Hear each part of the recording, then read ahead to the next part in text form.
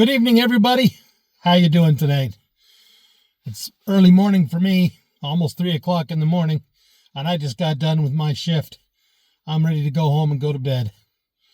But I wanted to get on here and I wanted to address something that I think is vitally important to all truck drivers out there and to anybody who's pretty much driving on the road. The one thing that I hate in my 30 years of driving, actually more than that, in my lifetime of driving, the one thing that I hate the most, absolutely hate it, is having to drive in thick, dense fog. I don't know what it is. There's just something about it. It makes me absolutely cringe. Very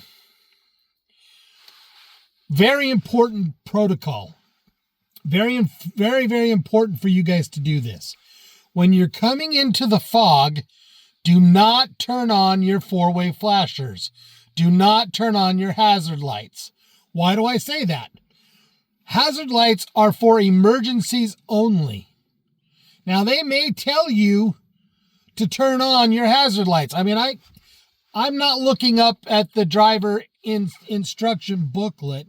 I'm not familiar with the rules in that regard, so I'll openly admit that I did not do that research.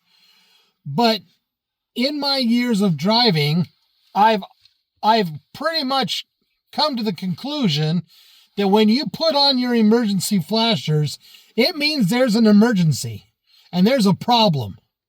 Now, truckers will turn theirs on when they are trying to alert the drivers behind them that they are slowing down because the traffic is coming to a stop ahead of them.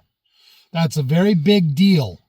We always turn on our four-ways when there's something going on. You know, we got a problem in the road and I'm trying to alert everybody behind me.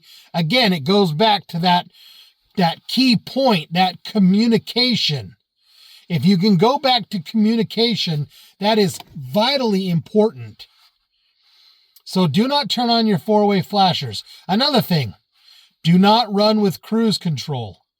If you are running and you come into dense fog, get off the cruise control. You need to be able to respond. You need to be able to react. Some people say they can react just fine. But if you're flying down the road at 65 miles an hour and all of a sudden you come up on a car that is pretty much stopped in the middle of the road, you're not going to be able to respond fast enough. So once it's heavy rain, snowfall, slick roads, black ice, heavy fog, get off the cruise control. You don't need to be on it, okay? Your legs are not going to be that tired.